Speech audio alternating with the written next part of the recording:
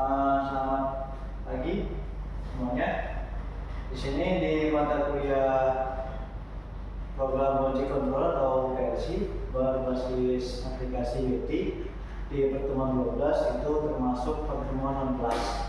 Nah, pertemuan non kelas ini kondisinya mahasiswa tidak datang, sedang bekerja, sudah disampaikan dan mereka sudah tahu dari portal masing-masing, tapi tidak ada yang bisa hadir. Maka ini untuk pelaksanaannya saya hanya menjelaskan sedikit tentang materi yang akan disampaikan. Mungkin nanti bisa saya share di grup mereka masing-masing, yaitu tentang dasar penggunaan perangkat PLC, yaitu dari jenis PLC. Dan di sini ada PLC Schneider ya, yang bisa digunakan. Nah, di sini kalau digunakan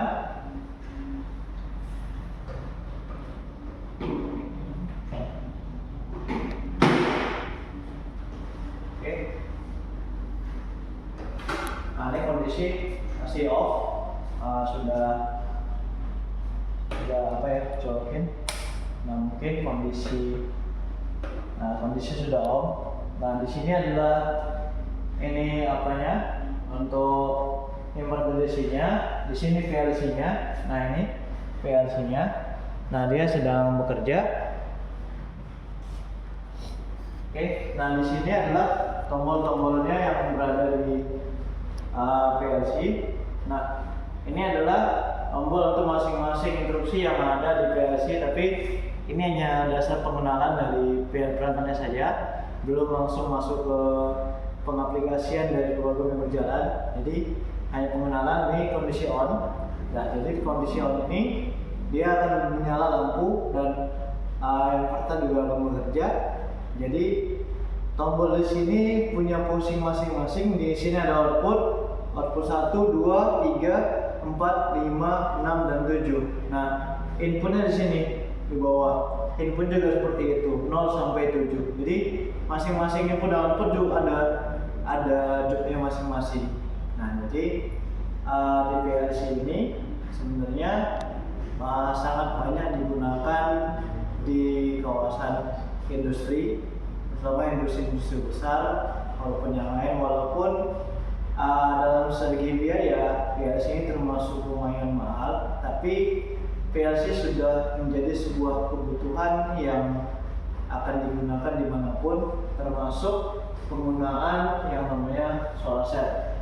Tapi ini belum kita bahas. Tapi PLC ini ada sangkut pautnya dengan solar cell karena dia bisa sinkronisasi.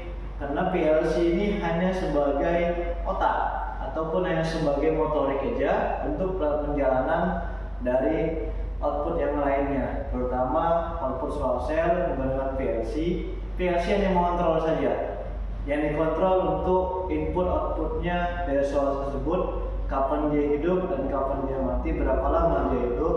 Dan bisa kita buat PLC ini untuk mengontrol listrik rumah, mengontrol yang lain, ataupun kebutuhan kita selama kehidupan kita sehari-hari.